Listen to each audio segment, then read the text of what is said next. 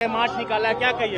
देखिए, मनरेगा ऐसी योजना थी जो देश के गरीब लोगों के 100 दिन के कामों की गारंटियां थी।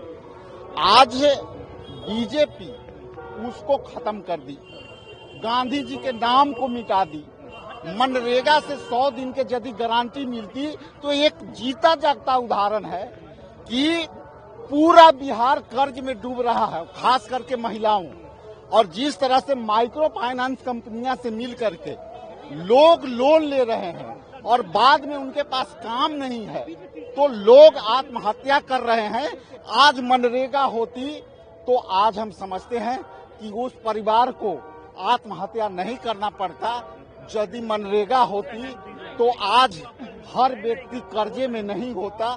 आज मनरेगा होता तो हर मजदूर किसी माइक्रो फाइनेंस कंपनियां से लोन लेने को मजबूर नहीं होता। अच्छा, 5 तारीख से जो है मल्लिकार्जुन खड़गे जी ने भी कहा है कि पूरा नेशन वाइड इसको प्रोटेस्ट किया जाएगा, नाम बदलने। हमारी शुरुआत आज के स्थापना दिवस के शुभ अवसर से हो गई। हम गांधी जी के स्टैचू तक जा करके वहीं से संकल्प लेंगे और हम 5 तारीख से हमारी लड़ाई पूरे बिहार में शुरू हो। अच्छा, दिग्विजय सिंह के बयान को कैसे देखते हैं? संगठन की जो है, देखिए, ये आज का मुद्दा ये है कि हम स्थापना दिवस मना रहे हैं।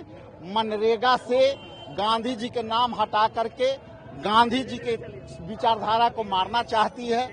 गांधी जी के विचारधारा को मारकर गॉडसे की विचारधारा लानी चाहती है। आज का विषय है। देखिए, जो काम मनमोहन सिंह के जमाने में हुआ और देश के मजदूरों के लिए इतना बड़ा काम, जो दुनिया का बड़ा काम एम्प्लॉयमेंट का मिला, उसको जिस तरह से कमजोर करने का प्रयास तो 2014 में जब आए थे माननीय प्रधानमंत्री नरेंद्र मोदी जी, तब से ही उन्होंने शुरू कर दिया। उनका भाषण हम लोगों को याद है।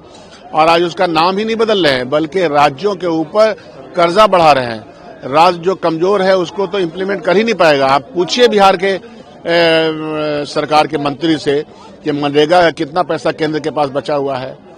केंद्रांश का पैसा अगर ज्यादा राज्य को उठाना पड़ेगा, केंद्र प्रशासित जो ये कार्यक्रम है, तो बिहार जैसा राज्य जो इतना कमजोर है, आर्थिक स्थिति जिसकी इतनी कमजोर है, वो कहां से पैसे लाएगी? तो अल्टीमेटली क्या हुआ, इस योजना को ही खत्म कर देना है। और इस योजना के माध्यम से जो हजारों लोग काम करते थे, लाखों लोग, वो काम नहीं करेंगे, पलायन की रफ्तार बढ़ती चली जाएगी। तो उसके खिलाफ एक मुहिम चलाने की आवश्यकता है ही।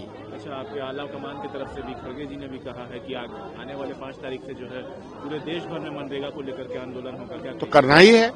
आंदोलन के रास्ते से ही देश को आजादी मिली है। इसीलिए तो 28 दिसंबर को मनाते भी हैं, क्योंकि हम उसको याद करते हैं।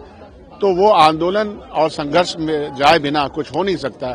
संघर्ष पे हम जाएंगे और पूरी पार्टी यूनिट जाएगी, जिले जिले में जाएगी। अच्छा, बीजेपी की तरफ से कहा जा रहा है कि आप लोगों ने मनरेगा को जो है वो पॉलिटिसाइज करना चाह रहे हैं, आप लोग पॉलिटिकल एंगल देना चाहते हैं। पहले ये नरेगा था, फिर आप लोगों ने महात्मा गांधी का नाम जोड़ा, इससे बहुत सारी बातें कह। उनके बोलने से क्या होगा? आज जो स्थिति हम लोग देख रहे हैं, मनरेगा में काम करने वाले जो लोग हैं उनसे पता कर लीजिए कि क्या स्थिति है। बिहार राज्य के पास पैसा है कि वो मैच कर सके? मैचिंग ग्रांट देने के लायक बिहार राज्य के पास कोष है? क्या बात करते हैं?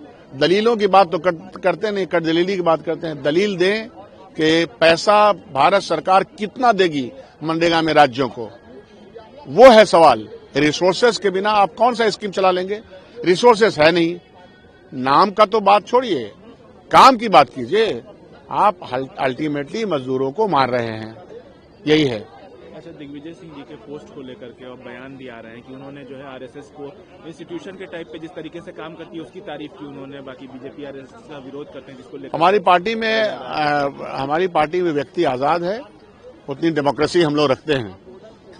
But at the same time कुछ आरएसएस से सीखने की क्या जरूरत? आरएसएस से हम ये सीखें कि हम तिरंगा नहीं लहराएंगे। आरएसएस से हम सीखें कि तिरंगा झंडा को हम अशुभ बोले। 1948 में बोला अशुभ, उन्होंने अपनी किताब में लिखा। वो इस आजादी को झूठी आजादी कहें, ये सब हम सीखें क्या आरएसएस से? आरएसएस ने 1942 के आंदोलन में किसी तरह का सपोर्ट नहीं किया भारतवासियों को जो अंग्रेज लड़ रहे थे, ये हम सीखें उनसे?